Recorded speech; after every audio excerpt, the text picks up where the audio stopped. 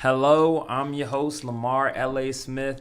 Normally, I do a show inside 380 where I talk about what's big in sports. And this time, since, I've been short on time, life is really all hitting me at once, I chose to do a podcast to replace that temporarily. And when I get more free time, I'll do both. But right now, my host for the podcast, I'll let him introduce himself. The Aaron Porter. Yes, me and Aaron do a podcast called Halftime as part of our organization Elite List. Mm-hmm. And since Aaron runs the point on halftime, obviously I'm going to run the point on my own show.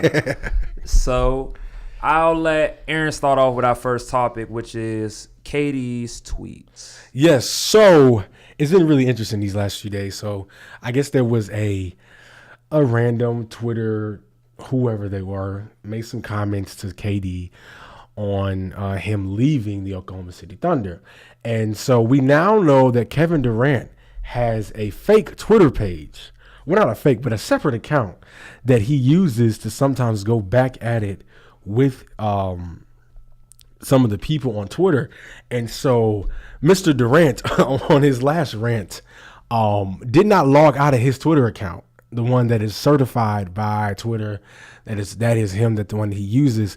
And he basically kind of goes off on the Oklahoma City Thunder organization and talks about how the coaching staff wasn't up to par, how him and Russ were the only two players. He didn't like playing 1 against 2 with the ball. And basically that OKC really wasn't good enough and Golden State gave him a better chance to win. And so we all thought that and kind of knew why he left. But it was funny that he kind of got caught with these tweets and sending them out. So I think he has since apologized. That's kind of in the talk of the news on all the different sports shows this past week. I thought it was pretty funny to kind of see him do that because everything he said I completely agree with. That the organization they didn't get the parts around him.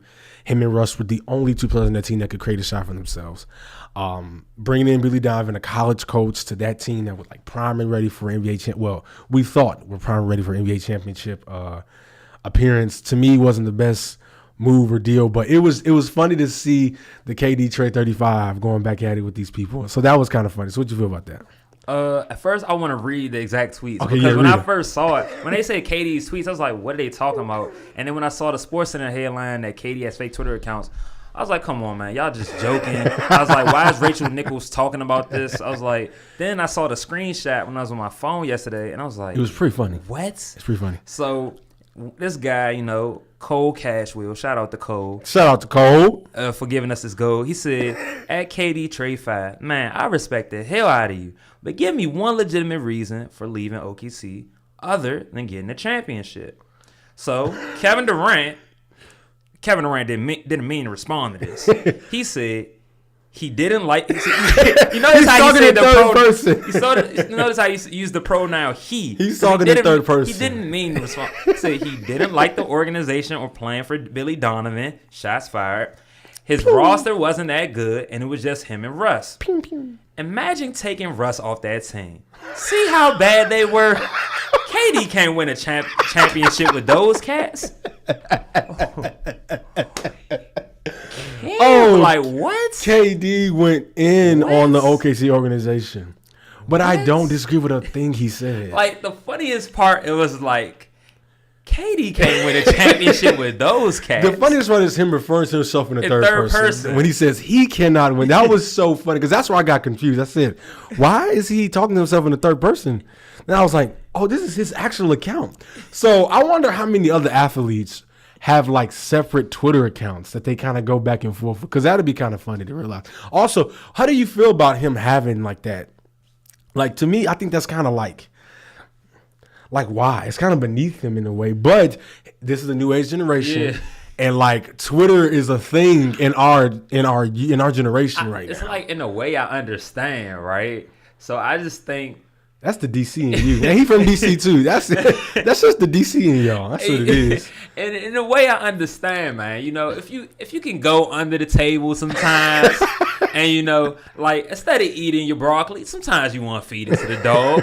Like it's perfectly okay. I mean, you're not getting your nutrients, but sometimes you may have had a little too much broccoli. Maybe you ate cauliflower earlier that day, and your mom don't know about it, and you just not feeling broccoli today. Maybe you just want an extra plate of fries, so you give it to the dog. So that's what he did. He could have said this on ESPN though. He could have said this in the interviews he's given. The thing about the multiple interviews he's given on this topic. He's the nice guy. He don't like necessarily clapping back. So when he's been clapping back here lately, especially since he's been in Golden State. I mean, he's been clapping back lately, but see, like it's been blunt. It has not as blunt as this. Like if you want to put it like that, like it was like blunt, but that's like DC Petty. It's like it's like no filter, like very direct. You don't no cut cards. He was like, well, they just weren't that good. They like weren't that good. Look at the team, right? Let's just put the hypothetical team out there. I understand what the Scott Brooks thing was not a wise move considering that they knew he was going to be a free agent that year.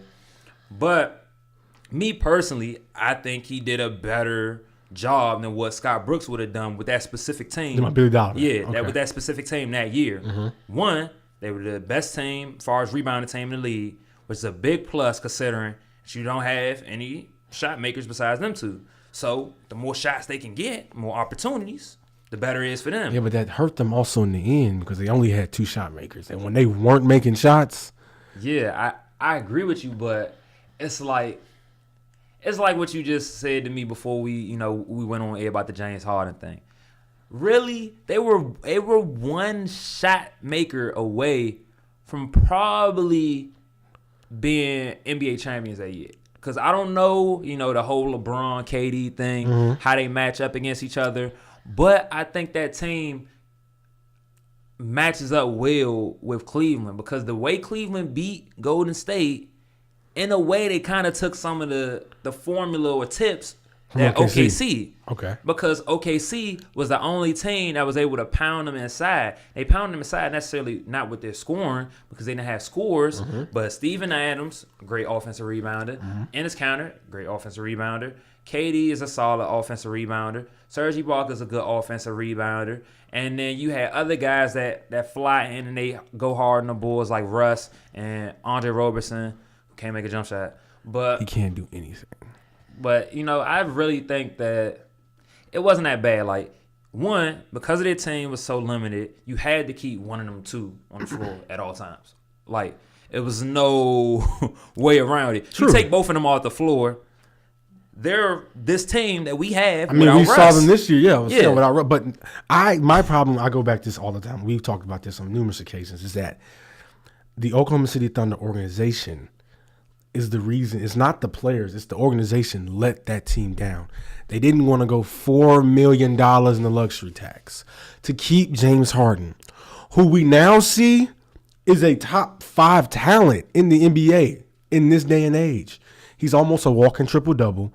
I believe he came, second or third in MVP voting this year? Second. But this is the second time he's come second in MVP voting. Like, he has every year since he's been gone from OKC. I believe Houston went to the playoffs every year. Yeah, made it to playoffs every year. They made it to the playoffs with these. They went to the conference finals in 2015. Yeah, went to conference semis this year. Conference semis had the little blunder, the debacle in against the Spurs. But you let that go, and then you never get a ball handler that you can put on the floor to give Russ a break, to give KD a break. I mean, if you literally take Russ off the floor this year, there's no one that can make their own shot in that team. And I think that's just bad organizational planning, which is why you look at KD and I'm like, we were so enamored with him and Russ that we didn't look at the rest of that team. Don't forget about Reggie Jackson. No, Reggie Jackson.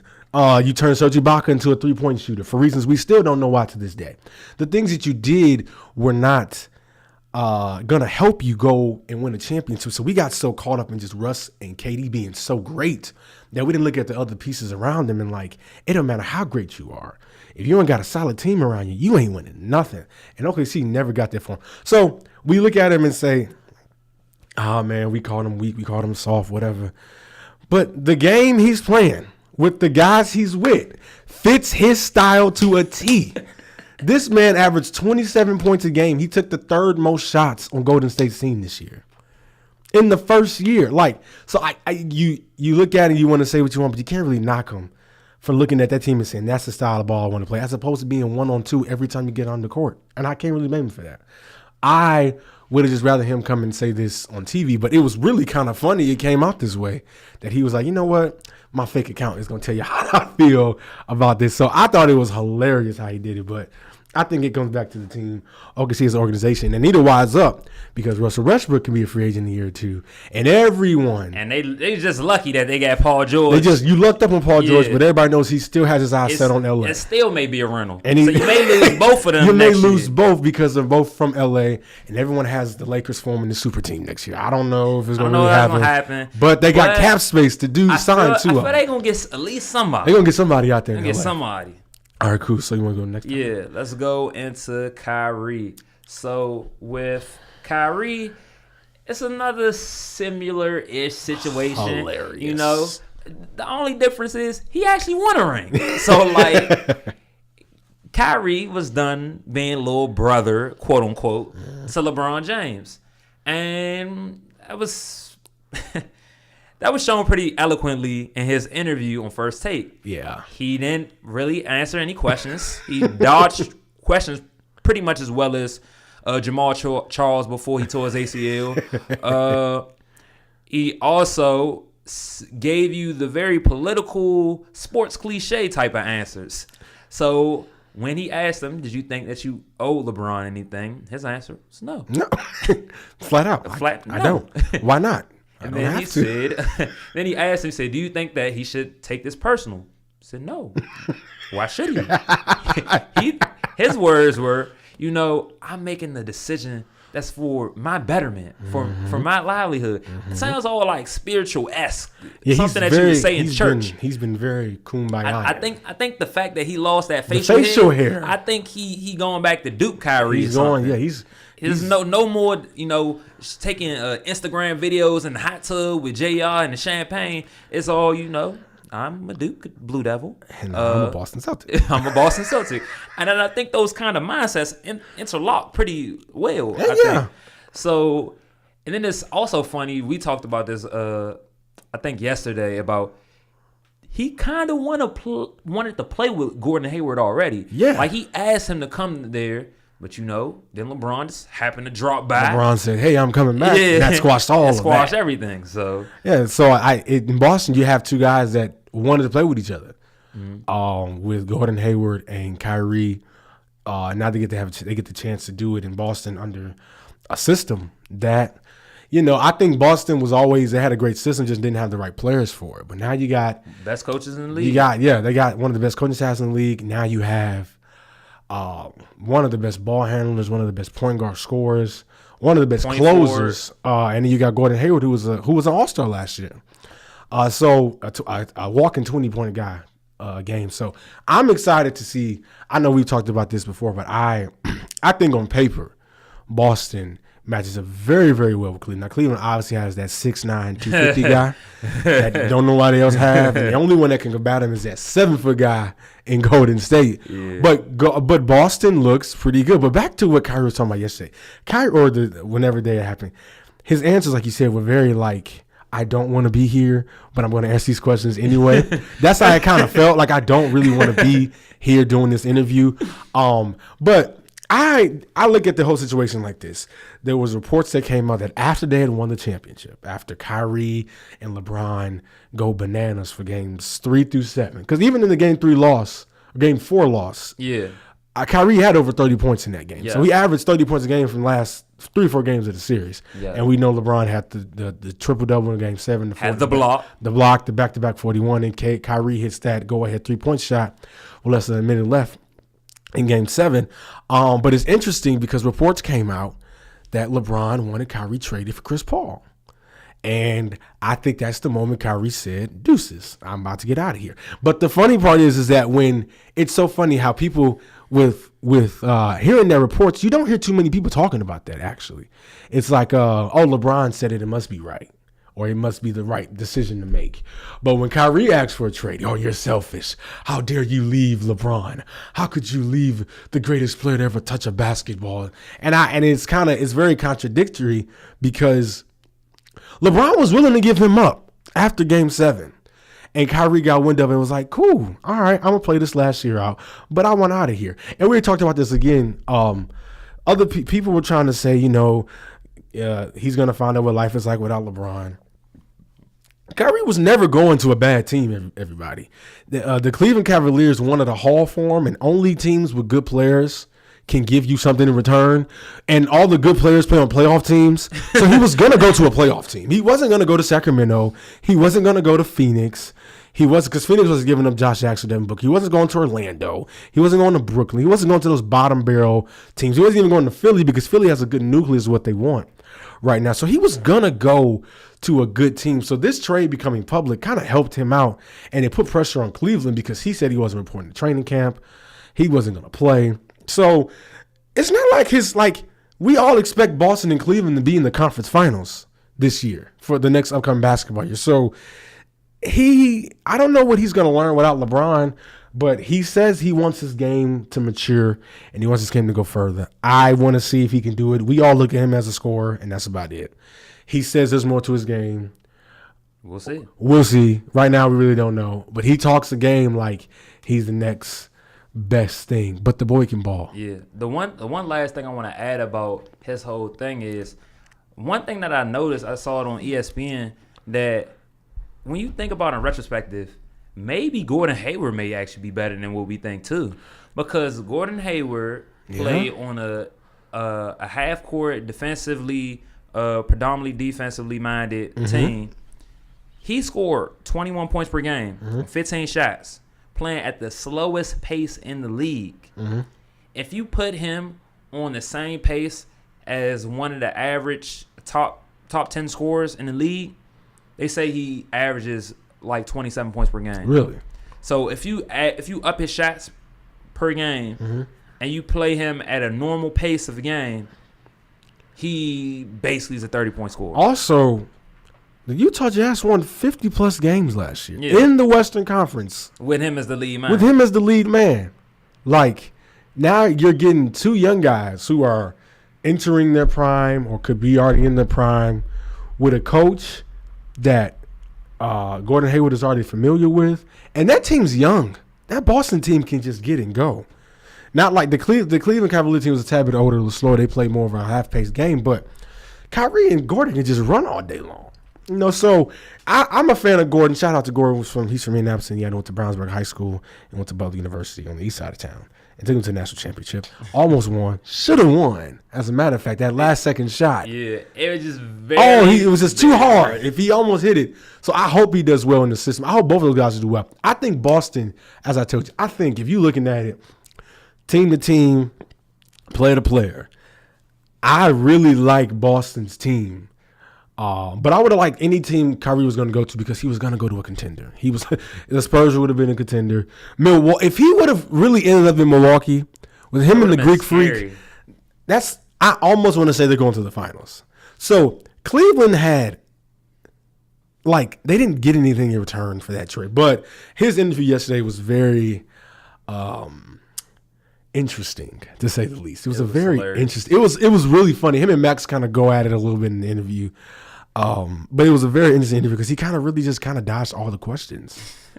But I'm a fan. I mean, I like Kyrie. I'm not, but he really dodged a lot of the questions that were there. So he's like, boo, boo, boo, boo. Yeah, he was shaking and making like he was on the court doing that. So, but we'll see when the season starts. I think Cleveland and Boston play each other first game of the year. So we'll see how that happens in next month, really, in October. So now let's get into college football. All right. So what do you think of Michigan's matchup this week? Purdue beat the brakes off Missouri. That was sad. That was they beat really the brakes sad. off Missouri. That was really sad. Michigan's offense is not what we thought it was going to be, and we have also lost Tariq Black, the freshman wide receiver, with an ankle injury for the rest of the season. Our offense, well, let me say it like this. It's not the offense. It's one guy in particular. that I think I know you're talking about already. I know you're number 3, the quarterback, Wilton Spate, the second-year starter in this system, is just not progressing as a quarterback. And it is just not looking good. Our run game has been pretty strong. Ty Isaac, he's actually a transfer from USC. Ty Isaac's been running pretty well. Chris Evans, Karan Higdon. We got a nice three-headed monster at running back. We got young guys at wide receiver. Donovan Peoples-Jones, Tariq Black before he went out. We have another 5-star Nico Collins from Alabama who will probably step up and play some snaps for Tariq Black, Oliver Martin, Grant Perry. We got some talent, Alex Gentry. I believe he's a senior tight end. He was a quarterback, but he's a tight end now. So we got receivers. We got playmakers. For the first time, we have playmakers on the outside in the Jim Harbaugh era. But the one guy that's supposed to get them the ball is just not playing well right now, and it scares me. For teams, because the Purdue game is on the road. Yes, it's a 4:00 game on Fox. Like I said, Purdue just beat a SEC team. Now, Missouri's not the cream of the crop, obviously, but you got confidence going into this game next week. We all know Michigan is one of the top teams in the Big Ten. I do believe we're going to win. I don't know what he's going to do, and that scares me from week to week. From snap to snap, it scares me. From quarter to quarter, it scares me because I don't know what he's going to do because our defense, once again, is loaded. They didn't rebuild. They just retooled. And we put guys in. And we're going to have another top 5 defense this year led by Mo Hurst and Rashawn Gary on the front. We are solid there. Our special teams is doing well. Our run game is okay. Our run game is fine. It's that one guy with the ball in his hand every play. He's the guy that scares me. So this isn't a cakewalk of a game. You don't overlook this game because if you do, you end up losing this game. And that shoots all your playoffs hopes down. But the quarterback worries give me more of a worry when we go to Penn State. When we go to Penn State, when we go to Happy Valley, and they look very good right now. They haven't played much competition, but they look good. Their offense is very scary. And if quarterback the real deal. The quarterback is the real deal. And Saquon Barkley, I believe that's his name, is the best running back in college football. It's not even close. So if we cannot, and I don't need him to win the game for me. Just don't lose the game for me. I don't need you to be Tom Brady. I don't need you to be Peyton Manning. I don't need you to be Drew Brees. I need you to be Alex Smith. Okay? I need you to manage the game. I need you to manage a football game. So he hasn't been doing a good job of that. I think he's completing like 52% of his passes. He's already thrown 2 picks that were both back for touchdowns. He already has a fumble on his record. He's only thrown 3 touchdowns this year. He's just not playing well this year. One thing that I want to address that I noticed, not just with Michigan, but a lot of teams that are loaded, why don't you recruit quarterbacks? Quarterback play is not good. Ohio State, Alabama, Michigan. 3 teams that could possibly be in the playoff do not have good quarterbacks, or they don't have quarterbacks to the level of where their team is. Yeah, I would say that. Like you don't like you said, you don't have to have a college quarterback. That's for example, Marcus Mariota, dominant college quarterback. I don't need that. You don't have to have him, but can you at least have AJ McCarron? Just a game manager. Just somebody that doesn't make mistakes. And he can make the throws when you need him to make the throws. And here's the thing. The game on the line, he going to put the ball where it need to be we have, for the first time, we have speed. We have almost SEC speed at the wide receiver positions. So just give them the ball. You can't even get a Tim Tebow. We can't even get a Tim Tebow. But that's no shade to Tim. But he wasn't that great of a quarterback. Yeah, he was just a winner. But that is a very good point you brought up, that a lot of these teams, or 3 of the teams I would say that are in the top 10 right now, we can look at and say if they don't make it as far as they want to, it could be because of quarterback play. Alabama's quarterback, what's his name again? I forgot his name. Jalen Hurts. Jalen Hurts, he's more of a runner, in my opinion. He's an athlete. He's an athlete that throws the ball every now and then. JT Barrett, I don't know what happened to him. He's an athlete too, but I don't even think he's using his athleticism the right way. I don't know what happened to JT. From that year, he took the summer position from Braxton Miller. He need to get his mind right. It's his mind. And with Michigan, Wilton Speight, neither of those – and the 2 of the top 3 teams in the Big Ten have mediocre quarterback play. And this is not going to be good going forward. So I Lamar, I don't know, man. You know, I'm. And a then big the Michigan fan. funniest thing about it is, like, it's literally night and day for all these top teams. You talk about the 3 teams that don't have, you know, has some shaky quarterbacks. Shaky. Really shaky. It's like juggling 3 balls and you know you're going to drop the third one at some point. And then the other end, like, you know what you have. You're very confident. Penn State, McSorley, good quarterback. You got Clemson. Kelly Bryant. Kelly Bryant has been playing well. Who else? Oklahoma. Sam Darnold. Oh, yeah, USC. Sam Darnold. Playing well. Baker Mayfield look like he mad at the whole world right now. Baker's mad at everybody. He mad at everybody. He like, man, I'm tired of y'all keep saying that I'm not the Heisman winner. He's been in college for so long, he has to get it just because he's been in the Heisman conversation every year, like the past 3 years. Last 3 years, and he literally does not finish. I think Jabril Peppers finished higher than him. Last year, I don't even think he finished in the top 3. Was he in? He was one of the 5 finalists. Last year they had 5 finalists because normally they have 3, but depending on how competitive it is, they may have more. Last year, I know they had 5, and I think Baker may have finished maybe 4th. I think Jabril was 5th in the voting. I think he may have finished 4th. Which is crazy. I think Dede may have finished ahead of him. He did finish. Dede Westbrook did finish ahead of him. I think Dede finished ahead of him. I know for a fact it was Lamar and then Deshaun. Yeah. And everyone else barely got a vote. Barely got votes at the end. But even Oklahoma State, I can't think of their quarterback's name right now. Oh, man. And they're jeez. He's good. Rudolph.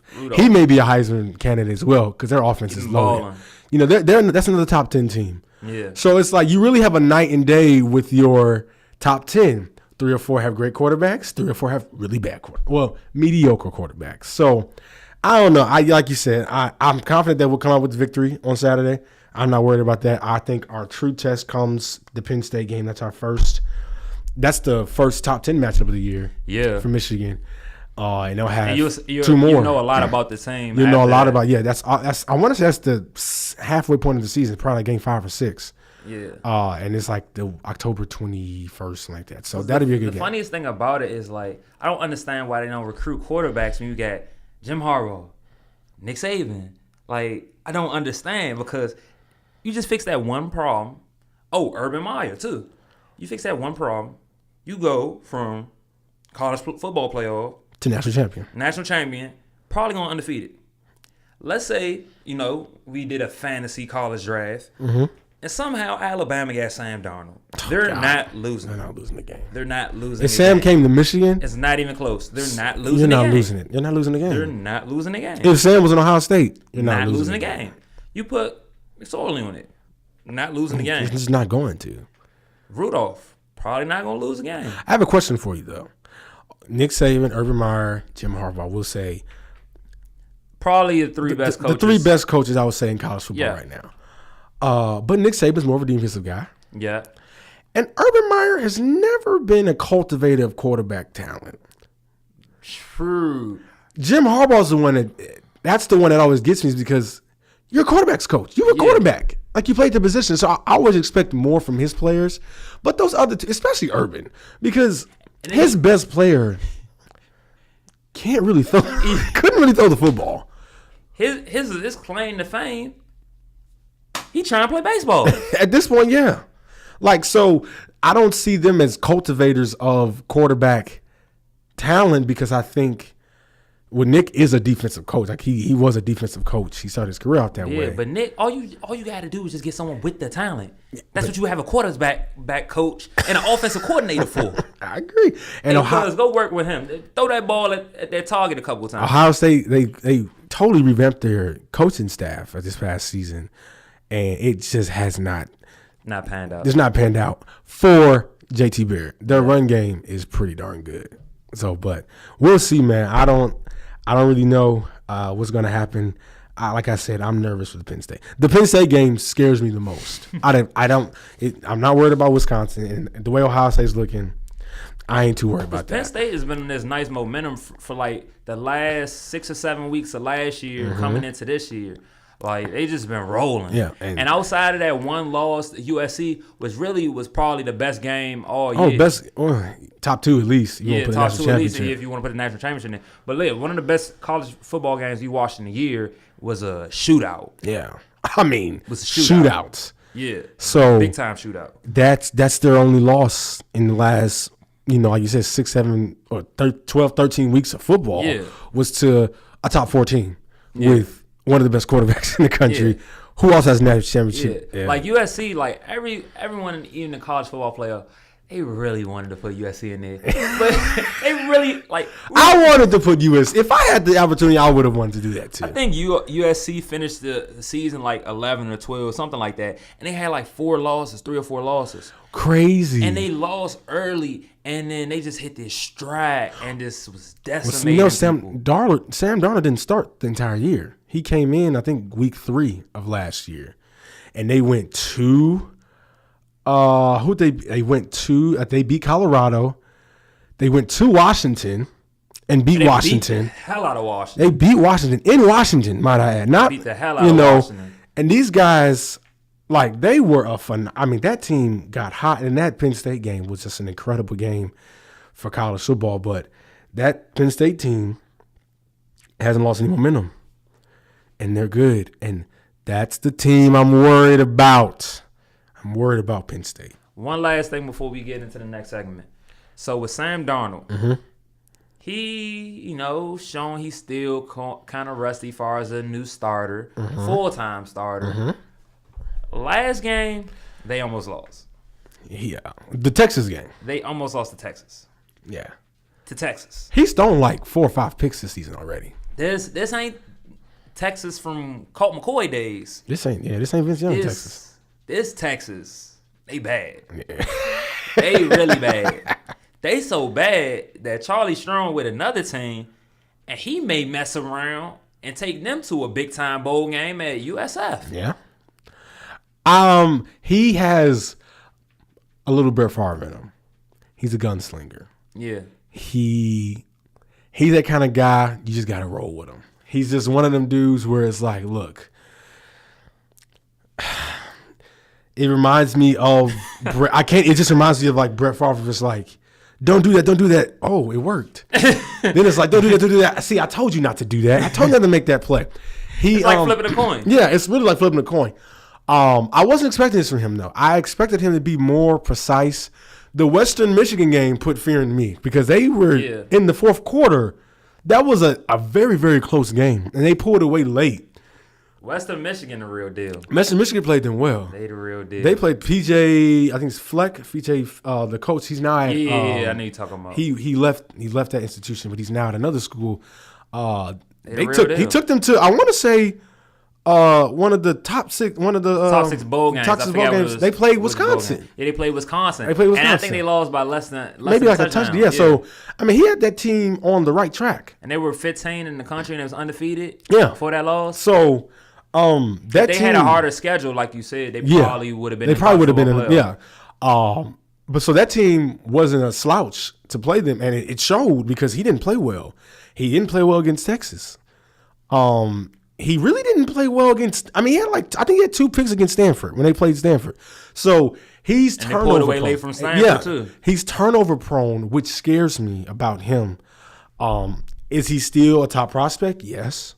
If he comes out, will he still be a top 3 to 4 pick? Probably. Not talent wise, but I thought he was gonna be more Sam Bradford than Brett Favre. You think so? Yeah. Not talent wise, I'm talking about accuracy. Like the type of throws he takes and makes. Because Sam Bradford was... We're talking about his college days? Yeah, his college days. Okay. Like, he was conservative, but not too conservative. Like, he took risks, but it was like more calculated risks. He could make in the college, he could make the throws. Brett Favre didn't care. No. Brett Favre was like, hey, cuz got about 2 inches on him. Go make that. Hey, I believe in you. Yeah, but some of the reads... make that catch. Some of the reads he makes is like, come on, Sam, I thought you looked better than that. Yeah. So... like you said, the Favre in him. Yeah, he just reminds me of a young Brett Favre. If you want, Brett Favre was a Hall of Famer. Yeah. Brett Favre got a Super Bowl. Yeah. 4-time MVP. Yeah. If you want it, go after it. I mean, yeah. The bad part is that he's got every negative record hold you ever could.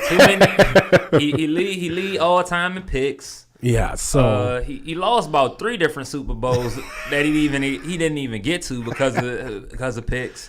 The one that hurts me all the time, the Vikings game. That hurts me. All you had to do is run 3 yards. That bro. hurts me for you. All you had to do is run 3 yards. Because I wanted to see Brett and Peyton. That would have been iconic. Because that would have been like the Kobe LeBron of football. That to see iconic. Like a passing of the torch. Yeah. Peyton at the time was still a young buck and Brett was kind of older. That would have been great. That would have been iconic. Oh, yeah, it would have been ratings wise. Yeah. Oh, they would have made so much money. Through the roof. Drew ain't a bad show. It wasn't a bad show, but it wasn't Brett. It wasn't Brett and Peyton. His last ride too. That's what I'm saying. I would have loved to see that, but all you had to do is run a couple more. I agree with you. That hurt me, and I liked y'all. That he had like 30 touchdowns. I think he won 6 picks that year. He was very efficient that year. Yeah, he was super duper efficient. But that happens when all you doing is hand the ball off to Adrian Peterson. And you play action every every time, every other play. Yeah, but like I said, I like Sam. You got a little Brett Favre in him, but I hope USC is there in the end because that's just good for TV. Yeah. USC back end Trojans. I love that. That's some interesting football. Yeah, that's great football right there, man. All right, so let's get into the next segment. I'm going to explain real quick. So the next segment is que. So que? So you know how in Spanish que means what? So we're going to have either questions or statements, both of us. I'm gonna let Aaron go first. Okay. I got a couple statements, and if Aaron agrees, simply he doesn't answer. I'll go to the next one. I'll say, hey, man, maybe we're on the same page for this. Okay. If Aaron doesn't agree, he'll say que, and I'll be like, elaborate. Like, why did you say what? Like, what's the problem with this statement? Mm-hmm. So, is Kelly Bryant the real deal? Okay, so I see you agree with that. So we're going to go to the next one. All right. Falcons are better than they were last year. Okay? Explain. I want to like them. I really do. But every time I think of them, I just think of Tom Brady.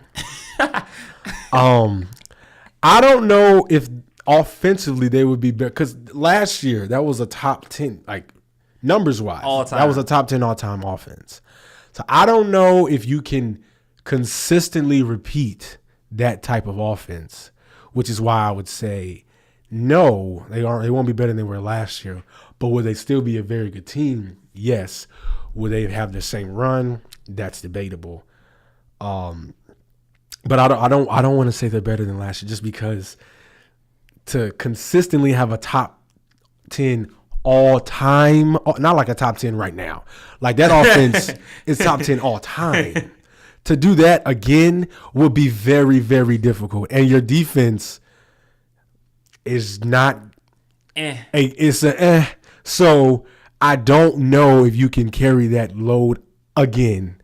That's very rare to see guys. That's like Tom Brady, Peyton Manning-esque, where they are consistently the best every year. So I don't know if they can do that.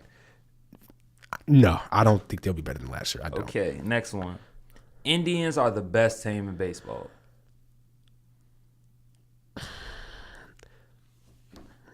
Okay. Ooh, yeah. Okay. Let me tell you why. Okay, go ahead. A Dodgers fan. What? I know they're even with the 13-game losing streak not that long ago? But Lamar, they were like 51-9, like before this 13-game losing streak. That team now they're gotten cold at the wrong time. I would give you that. And the Indians got hot at the right time. And that's really all what sports are, is getting hot. But I personally, I like the Dodgers, and I still have them going pretty deep this year in the MLB playoffs. So I will still hang my hat on the Dodgers, although that's not the most liked answer I just gave right there. But I am more of a Dodgers fan than I am. See, I'm from Michigan, so I can't like anything from Ohio. So it's not in my DNA to say something from Ohio is good.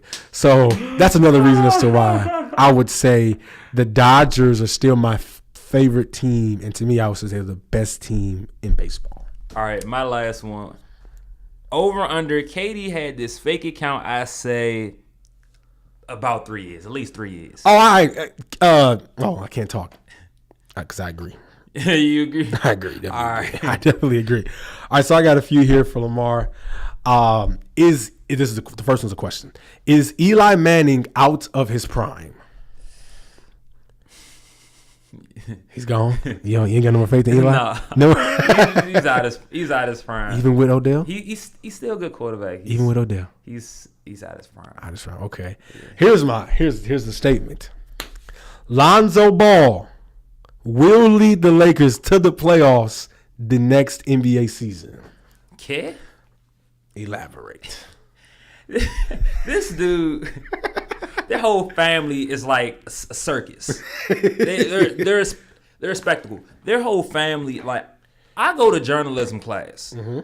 They've mastered the part of being on camera. It's like they're reality TV, except for it's an actual reality. It ain't fake. Mm-hmm. There's nothing fake about it. LeVar, he's all like rah rah rah rah rah rah rah rah rah and all that. And like, for example, right? Is the Peanut family or whatever for the Proud family? No. The Charlie Brown.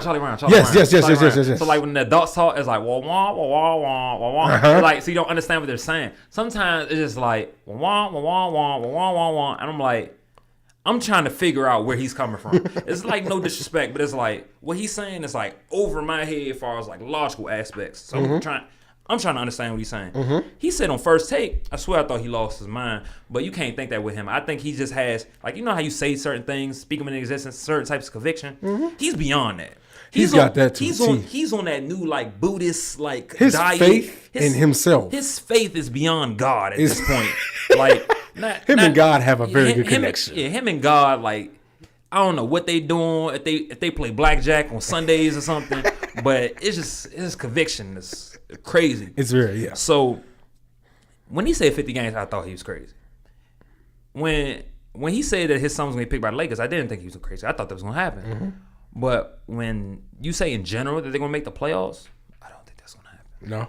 I just don't think that's going to happen. Like Lonzo, he nice and all, but it's different when you're playing against NBA guys. It's something better than Steph. I like to see what he do when Steph play him. Because Steph, that's barbecue chicken. Steph's going to eat. I'm a Laker fan, but that's going to be barbecue chicken. That's going to be ugly. I want to see what he going to do when he face Chris Paul or when he going to have to guard James Harden, because he going to have to guard one of them. He can't run from that. And then that's a pretty lethal backcourt. Yeah. And then if he don't guard them, he going to have to guard like Trevor Reeves or something. And that's a mismatch just as far as athleticism and in his shooting ability. So, yeah, Portland, CJ, Dame, Memphis, pick your poison. Michael Conley, pick your poison. I mean, they could hide him with Tony Allen. OKC. But Tony Allen gonna harass him on defense. Yeah, OKC. Russ. You're not guarding Paul George. So I don't know what you're going to do about that. The West but that's just the Western Conference. It's just the West. So I think the West is too loaded for him to make the playoffs. Will it be very competitive? Yes. Playoffs, it's pushing it. Okay, I got two more for you. The Detroit Lions will win their division this NFL season. Okay. Ooh, okay. Elaborate for me. The reason why they won't win the division, it's not even because I'm a Vikings fan, because I do have faith in the Vikings. Uh-huh. But Sam Bradford, he doing Sam Bradford stuff.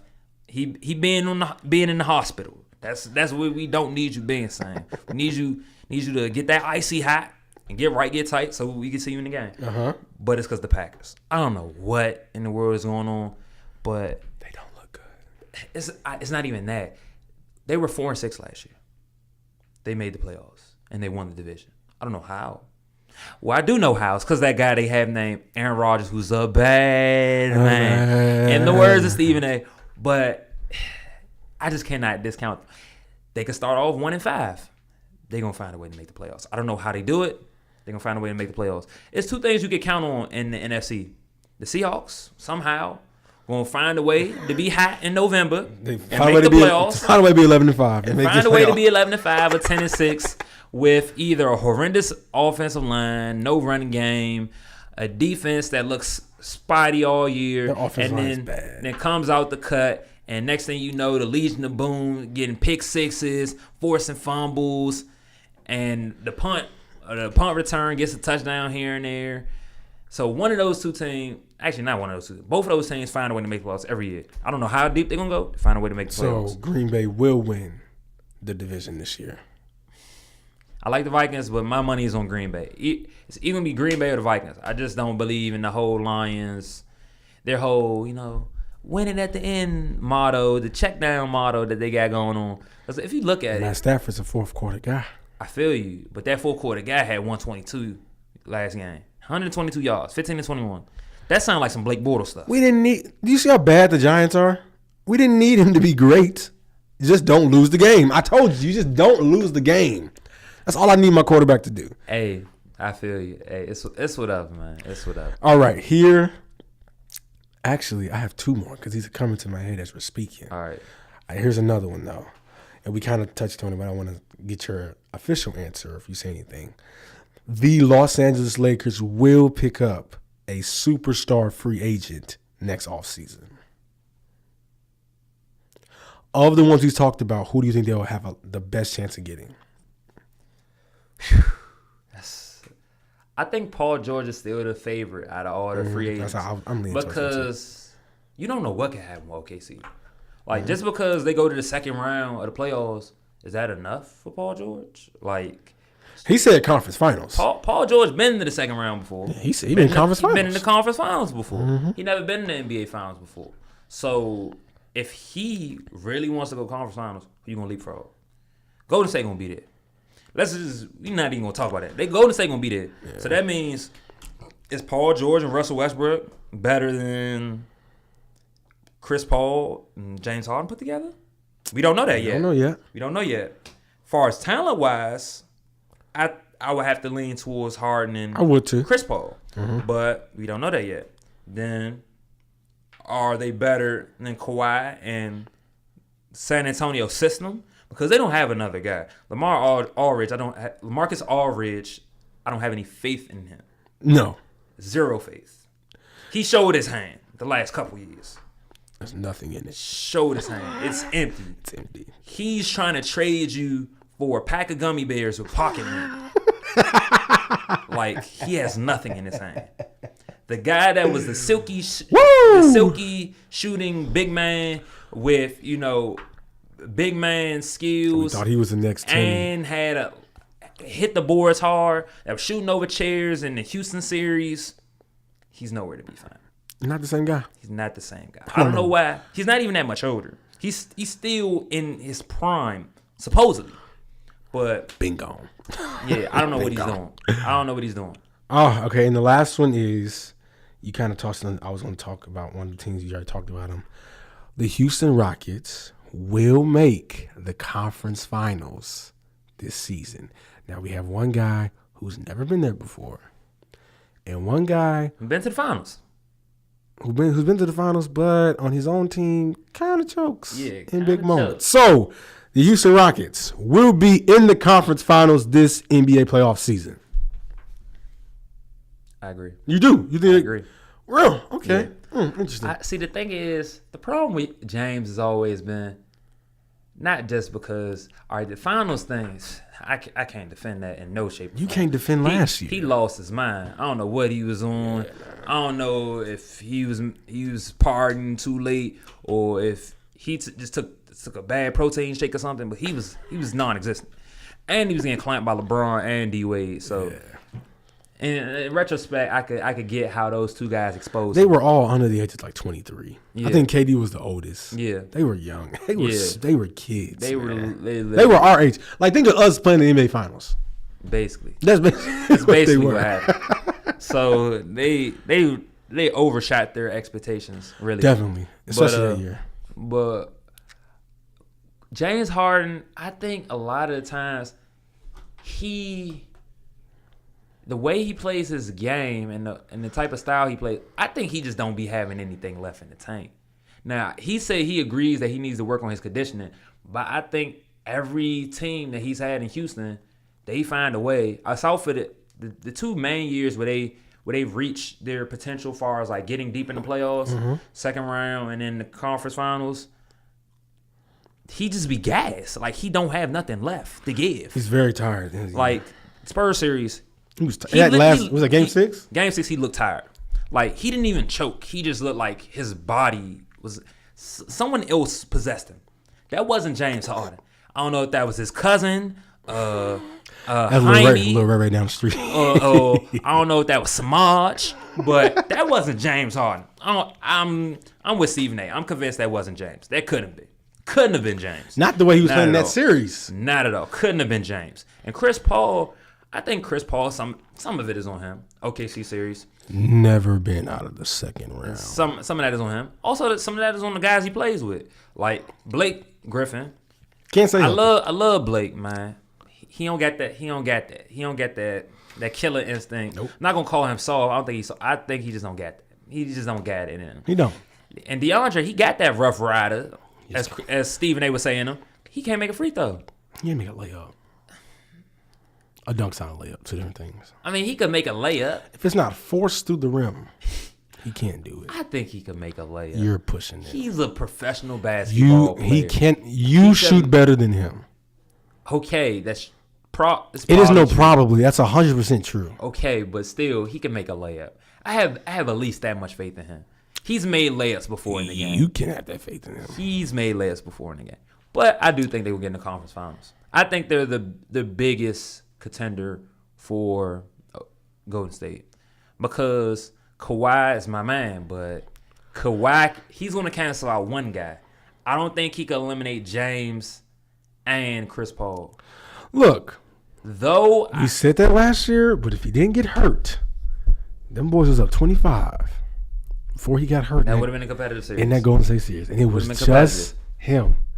He's a game changer, man. He is a game changer. That was- I mean, because Chris Paul is smaller, you could just put Danny Green on him. That is a decent I enough. put Kawhi on James. That's a decent enough, matchup. I don't know. I think they gonna be on that whole we're brothers, we're happy and we're singing and we're brothers, like that whole thing. I think they're gonna be on that swing and they're just gonna find a way to, work off each other where neither one has to be the super ball dominant player they've had to be successful in their careers. Mm-hmm. They're gonna get it done. We'll see, man. Hopefully, I would like to see them go far. We'll see. All right, MLB playoffs. So, who do you think is gonna make it this segment simple? Legitimate contenders. Legitimate contenders to win it all. We're not talking about them fluffy wild cards. Legitimate contenders. Even if it's a wild card, legitimate contenders. Dodgers. Who we going with? Dodgers, Cleveland, Chicago. Only because they did it last year, and they know what it takes to get it done. Those are my three. I can't say the Yankees, not yet. Not this soon. Maybe in a couple years from now, maybe. My legitimate contenders, Cleveland definitely. Say it. The Dodgers is hard for me to say. Their record is still phenomenal, man. I give it to them, but this is not about having the best team. It's about just being hot at the right time and having the pieces as far as how matchups are set up in order to win. They have the pieces, but they like several teams that I could think of in the past. They like the Mets, how they squandered it a couple years ago. They're definitely like the Nationals, how they squander it. Something happens. Something always happens. Yeah. Clayton Kershaw, he's dominant. He basically looked like a 12-year-old pitching the ball because his arm looked like a slinky in the game. So he throwing the ball like a 12-year-old instead of like the grown power pitcher man that he is because they run through him the whole year. So he's not pitching his best stuff when you need him to pitch his best stuff outside of last year.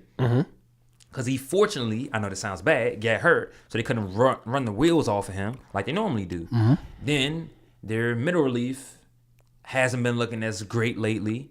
And Kenley Jansen, they running him out of house and home. So you think they can't turn it around? I think they still have the ability to turn it around. I think they'll still be a really good team, but baseball more than any other sport, being hot when it counts matters so much. That's very true. Then I think Cleveland, man. I don't even like Cleveland technically speaking because I'm a Yankees fan as well as a Nationals fan. But Cleveland, top to bottom, really good defensively. They got Jose Ramirez. They got Francisco Lindor, really good shortstop. Corey Kluber is a beast. The Klubot, as they call him. The Klubot. He's a robot. And then they got Cody Allen. Cody Allen really good at the end of games. And then if Andrew Miller gets healthy, those three guys pitched half the innings the whole run. So long as them three guys healthy, they may be okay. They could be on a revenge. I mean, we last year was a year of upsets. They gave up a 3-1 lead last year. Yeah. So they may be just like, we're going to get our title. Like the Royals did that one year. Like the Royals did. When the Royals gave up their title. So yeah, just like the Royals. They came back the next year. I think the Royals was up 3-2 maybe. To San Francisco. And they lost that series. But they lost Game 7 at home. Yeah, that's insane. They came back that next year. Even Chicago didn't make it to the World Series. But they got crazy deep. They got creamed by the Mets. Yeah, and so they were on a revenge tear. Cleveland gets to there, 3-1, revenge tear. I mean, that was sports last year. It was just about revenges, come back. I think the Yankees are legitimate in the sense that they have a deep lineup that is finally starting to get healthy all at the same time. Like, you have Aaron Judge, he's starting to get hot again. Gary Sanchez, the Kraken. You got Sonny Gray. You got Luis Severino, as far as those two pitchers. And then the rest of the lineup consists of Sir Didi, Starlin Castro, Matt Holliday, who has World Series and big-time playoff experience. So they have a deep lineup that includes experience while also having young guys like Sanchez and Judge to lead the shit. I think. And then they power bullpen with Chad Green, Robertson, and Aroldis Chapman. And then if you get Batanz, who struggled the last maybe like week or two, you get Batanz back in line, you get Canely back in line. I don't know who's messing with him. I think there's a lot of pressure on Judge. I think he's becoming the face of the franchise, and I don't know if he can handle that right now this year. Although, like you said, you guys are very deep, and if you're all healthy, you're scary. But there's always that one player. It kind of and that's especially something in New York. Derek Jeter was kind of the guy before him, to where it just all these great pieces, but it revolves around him. And I don't know if he's ready to take that on just yet. I don't know. That's why I'm kind of hesitant on them making a deep run in the playoffs. I think he's very good, but I would say next year after, when he's confident and when he's like, when he knows I'm Aaron Judge and you ain't gonna do nothing about it, that's how I feel like you guys will really take off. But I'm still taking the Dodgers. I'm still saying Cleveland. Dodgers are my favorite in general. I say Cleveland, and I like the makeup of a championship team that's done it before, and Chicago's been there before. So that's what I'll say. I understand. All right, so let's get into our last topic. UK football game. What we doing? We gonna beat Florida? We gonna end this curse? It's 30 years. Here, I'll say it right now. I'll say it so the whole world. Here, we're beating Florida Saturday. Okay. We are. All right. That's it. Okay. It's at home. Okay. We're undefeated. Okay. We win this game, we go to the SEC championship. I said it here first. Hey, okay. LeVar, I think you got a best friend. you don't think we're beating Florida. Florida, what they good? They don't. Shaky quarterback play. This is his third start. Would this be his fourth start ever? Not playing well. They pulled a rabbit out their hat last week against Tennessee. Magicians do exist. And that was at home. And, God bless the people who were in the wake of the destruction of the hurricanes. They were playing for a lot, playing for the state, playing for the city. That's kind of dying down a little bit. Yeah. You're leaving. You're coming up to Kentucky. I don't know what's gone to these boys this year, but if we win this game tomorrow, it'll be like the first time being 4-0 in like forever. Yeah. And we beat them, and okay, not SEC championship, but we will be in the competition in our division for the SEC championship this year. Yes, we're ending the curse this year, this Saturday at Kroger Field, formerly known as Commonwealth. Yes, we will. Commonwealth. But we're going to end the streak this year. Yes, we will. I think we'll win, but I wouldn't be surprised if we lose either. No, not because I don't disagree in that point. You never get surprised with that. Because the thing about it is, they still have an elite defense. I think the reason why we'll break the curse. Shout out to the NCAA. Who got elite defense? I still think that Florida has a really good defense. Interesting. Like when you think about it, Michigan, they hung with Michigan for 3 quarters. They didn't hang with Michigan. offense is we soft. gave them 14 points. The quarterback plays on the team, right? We already talked about him. He's not that good. The quarterback plays on the team, right? All right, go. Someone got to throw the ball. They're not elite. And he threw it to the other team. They're not elite. And they sent that joint into the end I zone. wouldn't. They're elite, but okay. As one of my classmates said yesterday, defense and a Hail Mary, and they 1-1. Defense and a Hail Mary, and they 1-1. So if they get defense and a Hail Mary, maybe they be 2-1.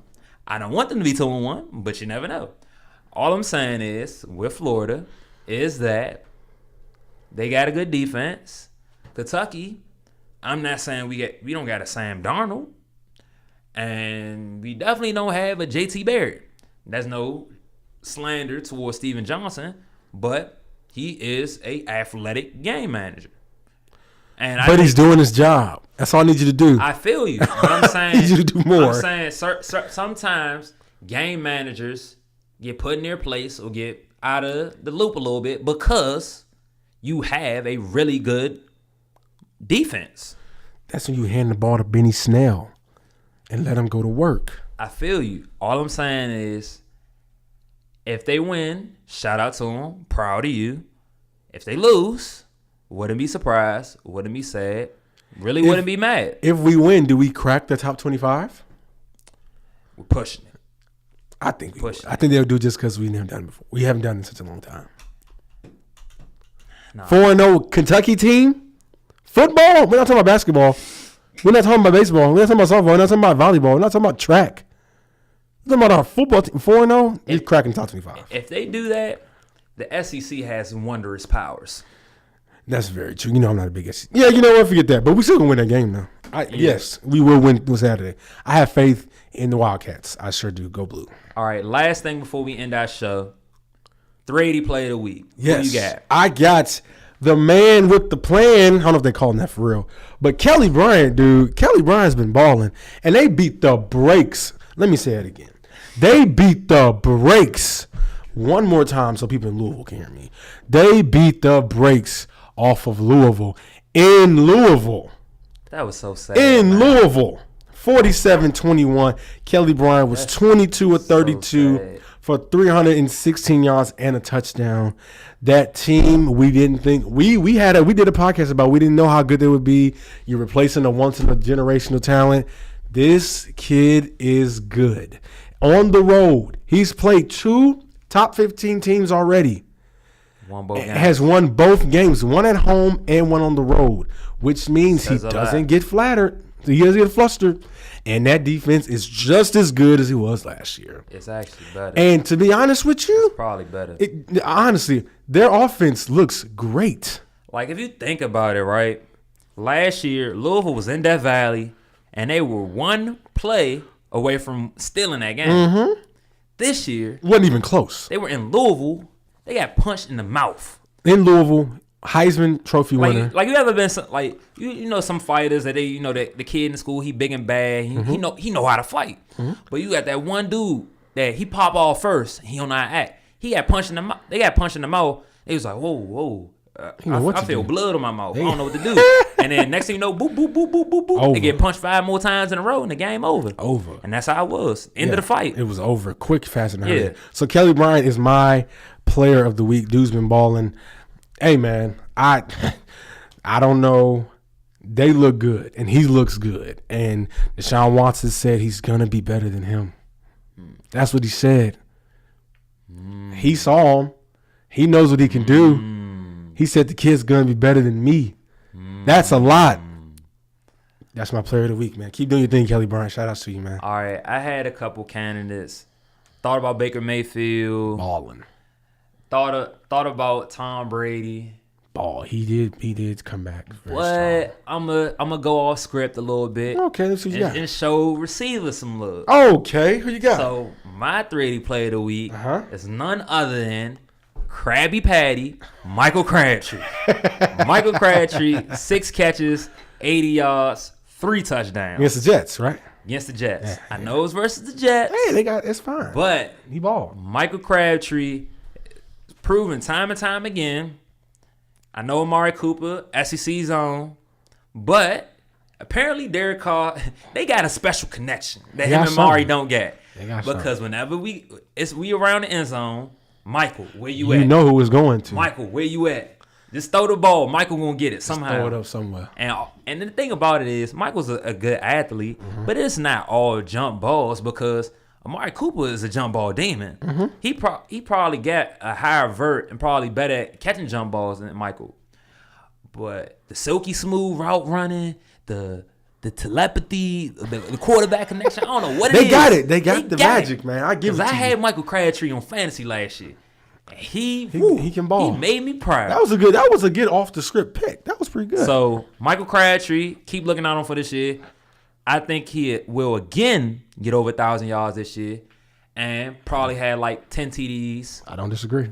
Disagree at all. He'll probably be Pro Bowl. Pro Bowler if they are. They stay healthy. If they stay healthy, good team. Probably be a Pro Bowler. True, I agree. He's doing his thing out there, man. So yeah, I'm Lamar L.A. Smith. I'm Aaron Porter. And that was the first 380 podcast. Peace.